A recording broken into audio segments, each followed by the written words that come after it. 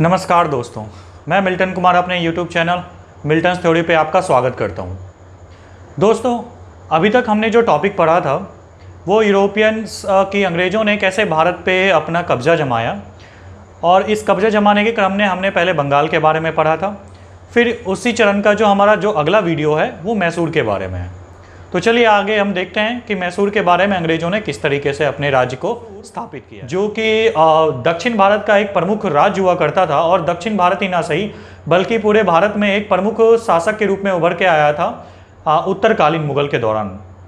लेकिन फिर भी अंग्रेज़ों ने कैसे अगले 1707 से लेकर 1799 के बीच में किस तरीके से अंग्रेज़ों ने इस एक भारत के प्रमुख राज्य पे अपना आधिपत्य कायम कर लिया। चलिए वीडियो को स्टार्ट करने से पहले मैं आप लोगों से चाहूँगा कि जो भी इस चैनल पे नए हैं कृपया इस चैनल को लाइक करें, सब्सक्राइब करें और अपने दोस्तों के बीच से शेयर करें, क्योंकि आपके लाइक और सब्सक्राइब करने से ही हमें जो है मोटिवेशन मिलता है। चलिए हम इस वीडियो को स्टार्ट करते हैं। दोस्तों, यहाँ पे देख रहे हैं कि मैसूर राज्य का कि जो यहाँ पे जो बेसिकली रूप से हमने पढ़ेंगे, जैसा मैंने आपको बताया भी था कि मैसूर राज्य का अंग्रेजों से संबंध के बारे में पढ़ेंगे। आपने देखा मैसूर के बारे में जो दो प्रमुख जो राज उभर के जो प्रमुख जो शासक उभर के आते हैं वो बेसिकली रूप से हैदर अली होता है और हमें जो है ये टीपू सुल्तान जो होता है। ये दो ही प्रमुख ऐसे हैं और अंग्रेजों के साथ जो है ये बेसिकली रूप से हैदर अली और टीपू सुल्तान के बीच में लड़ाई होती है। अब हैदर अली कौन था? हैदर अली एक बेसिकली रूप से एक सैनिक था। हालांकि ये पढ़ा लिखा नहीं था, लेकिन ये बुद्धि रूप से बहुत ही ज़्यादा कुशाग्र बुद्धि का था। और ये इसने अपनी योग्यता के दम पे वो एक सैनिक से पहले सेनापति और फिर बाद में सेनापति से जो है वो एक नवाब के तौर पे काम करना स्टार्ट किया। और साथ इसीलिए देखते हैं कि यहाँ देखते हैं कि जब वो 1761 में वो वहाँ के जो तत्कालीन कर्नाटक में एक वंश था वाडियार वंश, उसके शासक को हरा के खुद भी जाके शासक बनता और 1761 से खुद को जो है एज ए शासक के रूप में नियुक्त करता है। अंग्रेजों के और हैदर अली का संबंध बहुत ही ज़्यादा अच्छा नहीं था। का जो था अंग्रेजों के साथ संबंध बहुत ही ज़्यादा अच्छा नहीं था। हैदर अली जहाँ एक साउथ इंडिया में एक प्रमुख शासक के रूप में उभर के आ रहा था, वहीं अंग्रेज जो है वो मैसूर को अपने आधिपत्य में लेना चाहते थे, क्योंकि अंग्रेज जो थे उस टाइम तक दक्षिण भारत में एक यहाँ आप देख रहे होंगे मद्रास में इन्होंने अपनी सबसे पहली इन्होंने अपने आप को इस्टेब्लिश किया था। यहाँ पे कोठी भी बनाने का कार्य करवा लेते हैं। फिर बाद में ये मद्रास के बाद से कोलकाता की तरफ ये मूव करते हैं। तो जो कि मद्रास में ऑलरेडी जो था अंग्रेजों का अपना प्रभुत्व था और यहाँ पे कोठी बनाए हुए थे। तो उस टाइम जो इनको अंग्रेजों को जो बेसिकली रूप से जो चुनौती मिल रही थी वो मैसूर से ही मिल रही थी और हैदराबाद के साथ मिल रही थी। तो अंग्रेजों चूंकि इस दोनों के बीच में भी जो था वो मैसूर राज वो बहुत ही प्रमुख शक्तिशाली राज था। तो इसीलिए हम देखते हैं कि अंग्रेजों और मैसूर के बीच में जो है वो लगभग 4 युद्ध हुआ। इस तरीके से हम 4 मैसूर वार देखते हैं, जिसमें से इसको याद करने का सबसे बहुत अच्छा तरीका ये है कि जो फर्स्ट 2 ऐसे जो वार हुए हैं जिसमें आंग्ल और मैसूर के वार हुए हैं वो बेसिकली रूप से हैदर अली के साथ हुए हैं। आंग्ल और ये जो 2 फर्स्ट वार हुए हैं इसमें हैदर अली जो था उस टाइम वहां का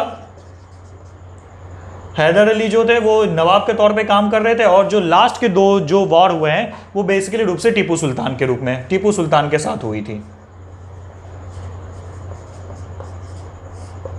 टीपू सुल्तान भी एक बहुत ही जब हैदर अली की मृत्यु होने के बाद टीपू सुल्तान जो है वो शासक की गद्दी पे बैठता और उस गद्दी पे बैठने के बाद वो भी अंग्रेजों को वो अपना सबसे बड़ा शत्रु मानता है और वो अंग्रेजों के साथ होने वाली जो लड़ाइयाँ हैं उसको कंटिन्यू रखता है। तो सबसे पहले हम जानने की ये कोशिश करेंगे कि टीपू सुल्तान कौन था, कैसा था। और क्योंकि कई बार क्या होता है हमारे एग्जाम में टीपू सुल्तान से रिलेटेड 1-2 क्वेश्चन ऐसे पूछ जाते हैं जो हमें अनएक्सपेक्टेड होते हैं, लेकिन फिर भी जो है हम इसलिए मैंने आपको यहाँ पे कुछ पॉइंट नोट्स कर दिए हैं ताकि आपको वो चीज़ें आसानी से याद रख सकें। तो सबसे पहला पूछा जाएगा कि कौन सा ऐसा शासक था जिसको जो शेर मैसूर कहा जाता था। तो शेर मैसूर जो था इसे टीपू सुल्तान को कहा जाता था। दूसरा कहा जाता था किसने श्रीरंगपट्टनम में स्वतंत्रता का वृक्ष लगाया था, तो वो टीपू सुल्तान ही था। और ये जैकोबिन क्लब का मेंबर। सबसे ज्यादा क्वेश्चन यहीं से पूछा जाता है कि कौन सा ऐसा भारतीय शासक था जो कि जैकोबिन क्लब का मेंबर बना था, तो वो था टीपू सुल्तान ही। और जो लास्ट पॉइंट जो आता है इसमें पूछा जाता है कि कौन सा ऐसे शासक थे जिसने अपने जो व्यापारिक संबंध थे वो ना सिर्फ इंडिया बल्कि बाहर के देशों के साथ भी अपने व्यापारिक संबंध स्थापित करने के लिए अपने राजदूत को भेजे, जैसे कि जिसमें देखते हैं ईरान को भेजा गया, टर्की को में भेजा गया।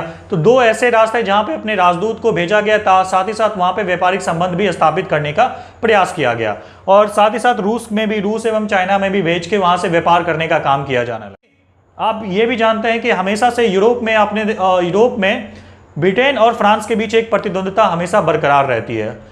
टीपू सुल्तान ने हम इसी चीज़ का फ़ायदा उठाते हुए, चूंकि उसे मद्रास से जो यहाँ पे ईस्ट इंडिया कंपनी बैठी हुई थी उसको निकालने के लिए टीपू सुल्तान ने सबसे ज़्यादा अगर किसी चीज़ का, किन्हीं का सहारा लगे किसी स्टेट का, तो वो थे फ्रेंच के साथ। इसीलिए हम देखते हैं कि जब 4 जुलाई आप 1789 में 4 जुलाई 1789 में जब हम देखते हैं कि फ्रांस के अंदर जब वहाँ पे रिवोल्ट होता है, फ्रांसीसी क्रांति होती है, तो उसी के दौरान देखते हैं कि वहाँ फ्रांसीसी क्रांति के दौरान मैं आपको थोड़ा बता दूं कि फ्रांसीसी क्रांति के दौरान ही स्वतंत्रता का वृक्ष और लिबर्टी, इक्वालिटी की बात की गई और फर्टिनिटी की बात की गई थी, और जो था वहाँ पे जैकोबिन क्लब का जो है वहाँ पे स्थापित किया गया था। तो टीपू सुल्तान जो थे, इसी चीज का फायदा उठाते हुए टीपू सुल्तान ने भी भारत में यानी कि श्रीरंगपट्टनम के अंदर जो था स्वतंत्रता का वृक्ष बनाया था और जैकोबिन क्लब के अपने आप को मेंबर बनाया था।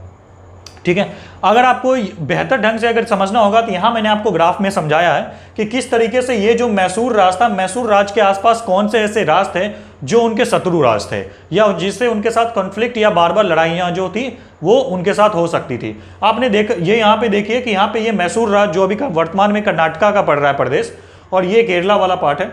ये देखिए मद्रास में, चूंकि अभी का जो वर्तमान का जो तमिलनाडु का पार्ट है वो मद्रास का पार्ट हुआ करता था, और इस मद्रास के पार्ट पे जो था ईस्ट इंडिया कंपनी काबिज थी। यहाँ पे हैदराबाद हुआ करता था और हैदराबाद में निजाम का शासन हुआ करता था। इसके साथ साथ मराठा का भी जो था, जो महाराष्ट्र का इलाका था वहां पे जो था वो मराठा एक प्रमुख शक्ति के रूप में उभर चुके थे, और मराठा इस दौरान बार बार जो थे एक दूसरे पे अटैक किया करते थे और एक दूसरे से एक टैक्स वसूलने का काम किया करते थे या एक दूसरे के राज्य को हड़पने का काम किया करते थे। तो इस तरीके से आप देखते हैं कि जो साउथ इंडिया का जो एक पूरा स्टेट है वो आपसी प्रतिद्वंदिता के बीच में फंसी हुई थी। यहाँ पे हर एक जो राज्य था या फिर एक कंपनी, साथ ही साथ ईस्ट इंडिया कंपनी थी, ये एक दूसरे के से आगे निकलने की होड़ में और एक दूसरे के राज्य पे जो था आधिपत्य कायम करने का काम करता था। और इसीलिए देखते हैं जो मैसूर जो था, मैसूर, मराठा और हैदराबाद और मद्रास, जो अगले 4 जो आंग्ल और मैसूर युद्ध होते हैं उसमें से यही 4 ऐसे जो स्टेट हैं ये आपस में लड़ाई होते हैं। कभी आपने देखेंगे कि जो ईस्ट इंडिया कंपनी है हैदराबाद और मराठा को साथ मिला के अटैक करती है, तो कभी आपने देखेंगे कि मैसूर जो है वो मराठा और निजाम के साथ जो है आपस में मिला के ईस्ट इंडिया कंपनी के विरुद्ध लड़ती है। तो ये सब मैं आपको अभी अगले स्लॉट में अभी दिखाऊंगा कि किस तरीके से कितने युद्ध हुए, कब हुए, किनके के बीच में क्या युद्ध हुआ और उनसे क्या परिणाम निकला है। ओके, ये हम आगे यहाँ पे स्लाइड के माध्यम से देखते हैं। चलिए देखिए, अंग्रेजों और मैसूर के बीच जो है वो टोटल 4 युद्ध हुए। प्रथम, सेकंड, द्वितीय, तृतीय और चतुर्थ, यानी कि फर्स्ट, सेकंड, थर्ड, फोर्थ, जिसमें से 1767 से 1769 के बीच पहला, 1780 से 1784 के बीच में दूसरा, फिर 1790 से 1792 से तीसरा, और 1799 पे जो है ये चौथा और लड़ाई होती है। और यहीं के साथ जो है मैसूर राज का जो है इसी के साथ अंग्रेजी राज में जो है विलय कर दिया जाता है। अब हम देखते हैं कि क्या क्या होती है। मैं आपको यहाँ पे समझने के लिए बहुत ही आसान है, ये टॉपिक बहुत आसान है। आपको सिर्फ और सिर्फ क्या है, कहानी की तरह समझना, और ये कहानी का ही पार्ट है। चलिए मैं आपको समझाता हूँ। जो 1767 में युद्ध हुआ, चूंकि उस टाइम मैं आपको बता रखा था इससे पहले डायग्राम में कि किस तरीके से जो यहाँ पे मैसूर था और यहाँ पे मद्रास था, और यहाँ पे आपने देखा था कि यहाँ पे हैदराबाद और यहाँ पे मराठा था।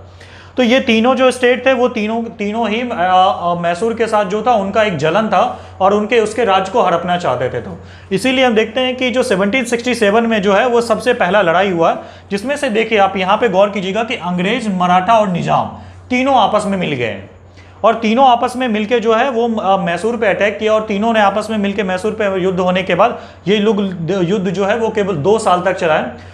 और लेकिन इस युद्ध में जो है हैदर अली ने बहुत ही ज़्यादा अपनी कूटनीति का परिचय देते हुए उसने क्या किया कि युद्ध के दौरान ही जो उसने मराठा और निजाम को जो था अंग्रेजों से निकाल के अपने में मिला लिया, और इस बाद में जो था इस तीनों ने आपस में मिलकर अंग्रेजों के अगेंस्ट में लड़ा, और इस युद्ध में क्या हो गया कि इस युद्ध में जो है अंग्रेजों की बुरी तरीके से हार हो गई, और इस हार के साथ यानी कि हैदर अली जीत गया। और इसीलिए देखते हैं कि जो इनके बीच जो संधि होती है वो मद्रास की संधि होती है।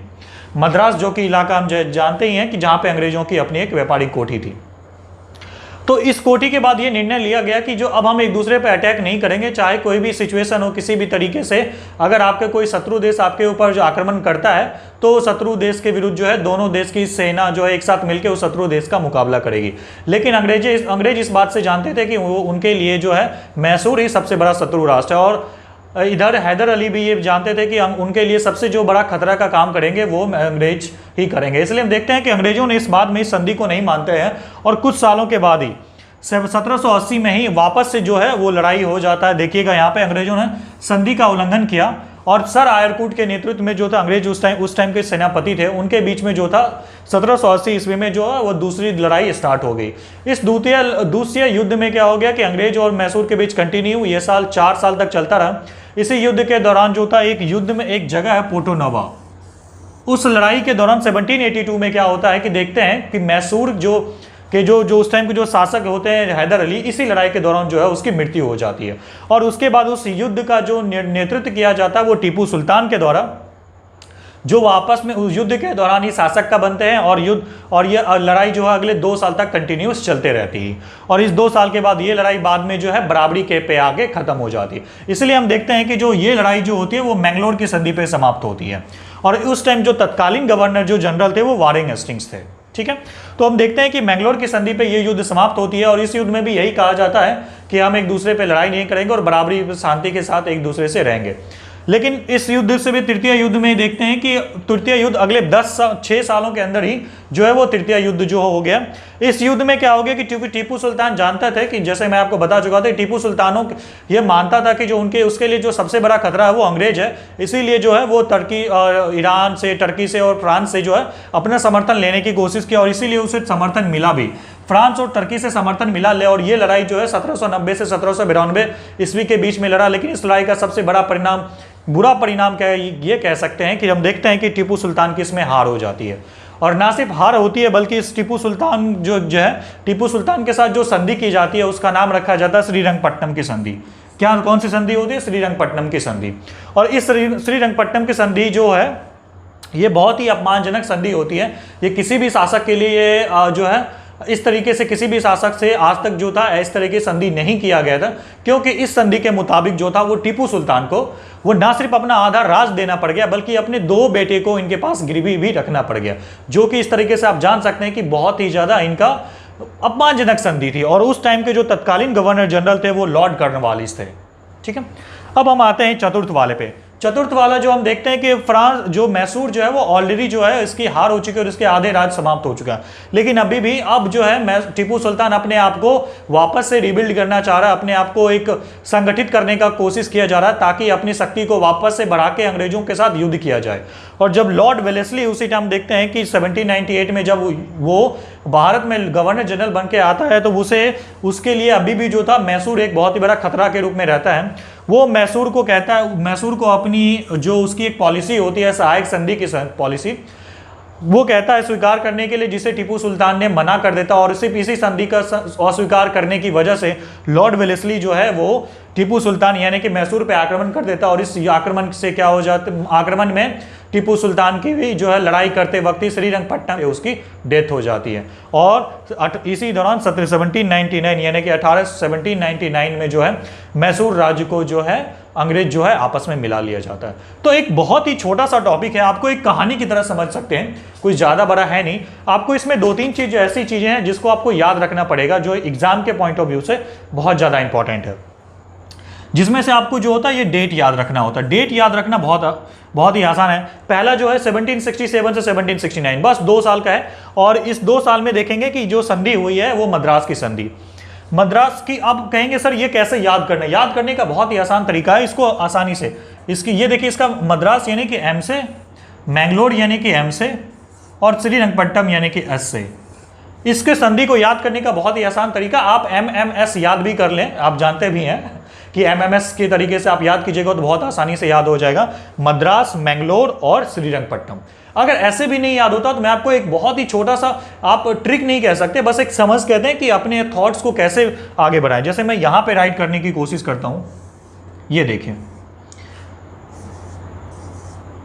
आप हमेशा से जानते हो कि जब भी किसी की हार होती है तो हम क्या करते हैं, जो शत्रु होते हैं उसके घर पे जाके है, उसके घर पे चढ़ जाते हैं और उसके बाद उसके साथ हम संधि करने का प्रयास करते हैं। आप इसी चीज का सबसे बड़ा एग्जांपल यहां पे देखिए कि जब पहली वाली संधि में जब हम देखते हैं कि अंग्रेजों की हार हो गई तो अंग्रेज जो थे वो मद्रास में बैठे हुए थे तो इसीलिए जो संधि हुई वो मद्रास में उसके घर के बीच में हुई, घर में हुई, क्योंकि अंग्रेजों उस टाइम में हार हो गई थी, इसलिए जो पहली वाली संधि थी उसको मद्रास की संधि कहते हैं।